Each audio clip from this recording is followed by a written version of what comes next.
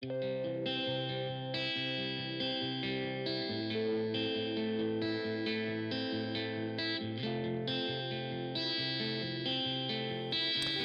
is a podcast by WellHouse Church, where we take a closer look and dig a little deeper into this week's sermon. What's going on, Bible nerds?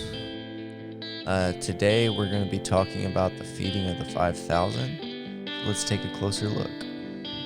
Yeah. So the holidays exist as these extremely busy times. Yeah. There's a lot of anxiety around these moments, lots of eyes on us.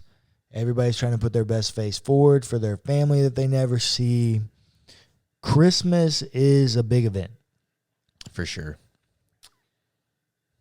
And so in preparing and thinking through that as a term of Advent, I wanted to take a story of Jesus, what Jesus did after a big event.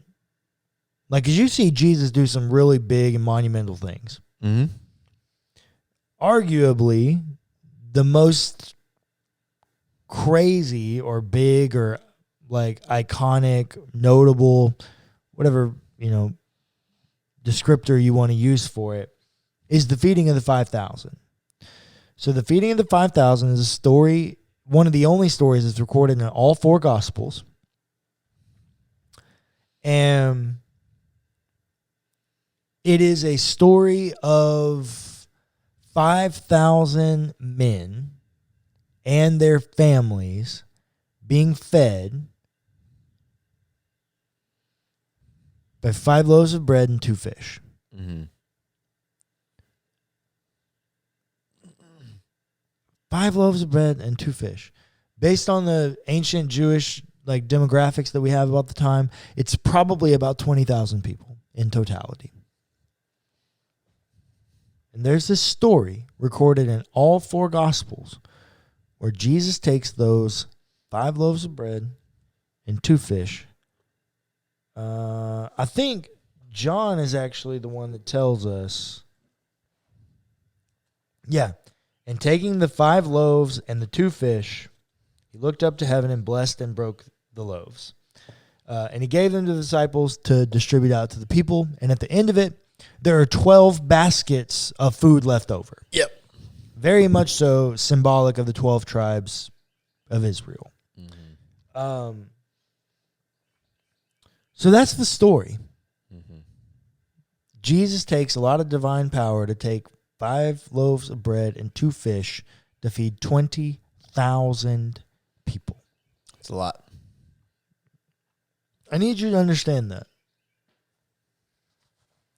To multiply in that degree to the point that you have 12 baskets of food left over. Mm-hmm. That's a big moment. Mm-hmm. That is a big moment. You got 20,000 people looking at you in disbelief. And they're only there because they've been listening to you preach. Yeah. Before that. They are there to see you. And now you're going to feed them. This is a big event. An all-day conference kind of event where Jesus is the main character. Sometimes you feel that way walking into Family Christmas. That all eyes are on you and the drama in your life or the things that people don't agree, that decisions that you've made. Yeah. So what does Jesus do? Jesus spends the day there. And I actually have a unique side-by-side book where I've got all 4 of the gospel stories lined up next to each other because I'm not sure. At this point, I'm filming this 2 weeks early. I'm not sure which story I'm going to use. I know I'm going to use this story for it, though. So this is what happens. So they distribute them, and all 4 of them have some version of this sentence. And they all ate and were satisfied. Mm-hmm. And then they're told to gather up the fragment leftovers so that nothing is lost, nothing is wasted. And so they gather up what's left, and all of them say there are 12 baskets of broken pieces of the fish and loaves. Just leftover pieces. 12 baskets of leftover pieces. And then the only one of these 4 stories that records this next section is the Gospel of John.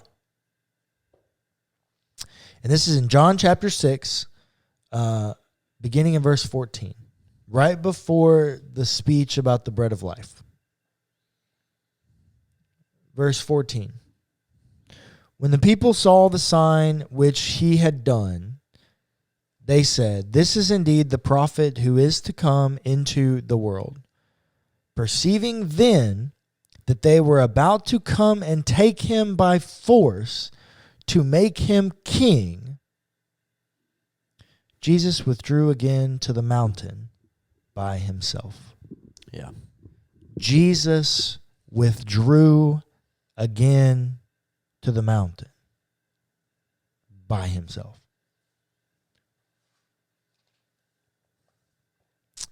I think we live in a culture that prizes and celebrates celebrities, that lots of us thrive and live for that moment of the spotlight. So when we get in these moments of Christmas and the holidays where we have these moments to be in the spotlight, we lavish in them. Mm-hmm. But they end up creating lots of anxiety for us because we're lavishing in them.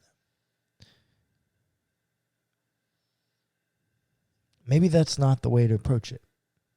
Maybe it's not the best way to walk into these spaces and gatherings with the mentality of I'm arriving on the defensive and I'm going to take the spotlight because you're already thinking about it anyways. I think there's also another way to take it too. Those people that don't want the spotlight, because those people also, I'm that person. I would much rather not have the family, all eyes on you. Yeah, I don't want that attention. Right. Because I am afraid that they're going to come to me and yada, yada, yada, yada, whatever. You've done this, and this, whatever. Yeah. You should have done this, and this. Yeah. Whatever. I am always afraid of that.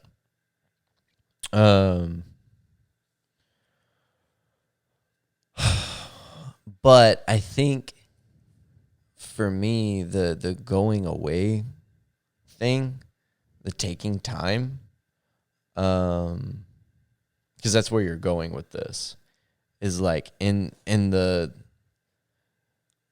hustle and bustle, taking time for you to slow down. From the all eyes on me, it's like no eyes on me, just to recuperate, right? Mm-hmm.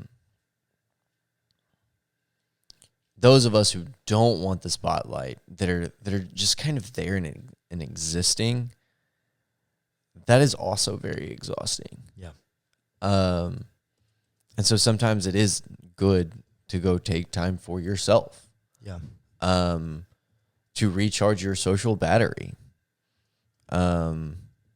Because there's some of us that are like that. We can only take so much of it. Well, it's so true. It's so true. And I also think Jesus is somewhat like that. I think so. Because, so that story is recorded in all 4 Gospels. The story that we're about to enter into, which I think also plays into this, is immediately following that story in 3 of the Gospels. Mm-hmm. And it's actually the story where Jesus walks on water. Okay. The only gospel that doesn't include that story is Luke. And this is what it says. Some modifier of time, then immediately next something. He made his disciples get into the boat and go before him to the other side of the water. dismiss the crowds and go to the other side.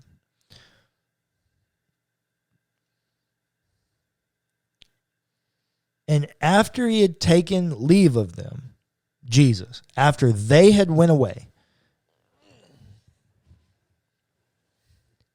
he went up to the mountain to pray by himself.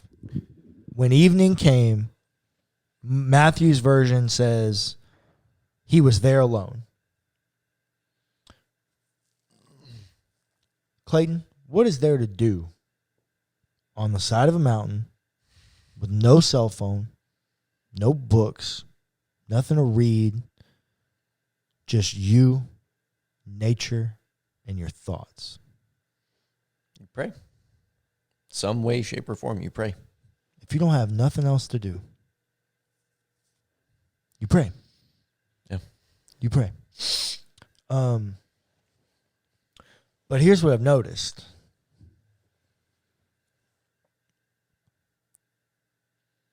People need God less when they're busy. This is why church attendance is always at its lowest in the summer. Because people are busy in the summer.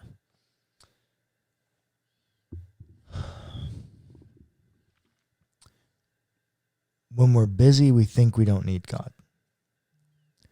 And unfortunately, Christmas is the busiest time of the year. Yep. And it is literally here for the purpose of God. Yep. And yet I think that our culture outthinks the room here, and we're too busy for God at Christmas when it's supposed to be about God. Sure. And Jesus only makes it in between big events. Lots of power exerted, lots of energy exerted, lots of divinity exerted to feed 20,000 people. Lots of divinity exerted, lots of energy exerted, lots of power exerted to walk on water. What's the thing in between them? What's the thing in the middle? What's the thing that's grounding for Jesus? Being alone. Being alone to pray. Yeah. By himself to pray. Because some of our most intimate moments happen the smaller the amount of people are in the room or in the vicinity. Our most intimate and vulnerable things happen with the least amount of people in the room. It's true. And how long was Jesus up there? So Jesus just spent an entire day with these people. Yeah. And then he sends everybody away.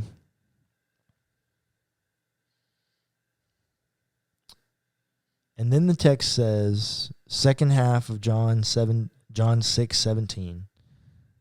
It was now dark, and Jesus had not yet come to them.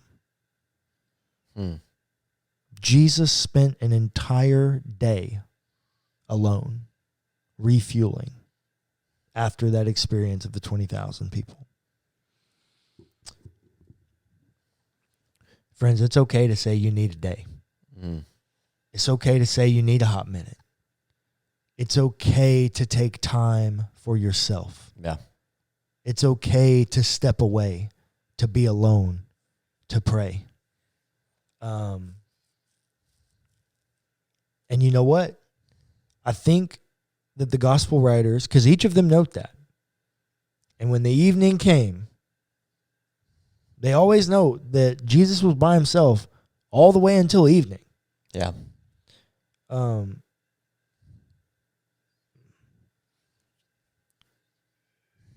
Jesus didn't work on somebody else's timeline. They noted that because they expected him to be there by the end of the next day. But he wasn't. Because Jesus knew he needed a minute. Part of being divine and reflecting divinity is knowing what your limits are. And knowing what you need to refuel for that next big moment. Oh. Yeah. Balance. For sure. being able to understand what you as a person can take emotionally and physically. Yeah. Because at these, like we're coming up to Thanksgiving, being able to take that time to rest.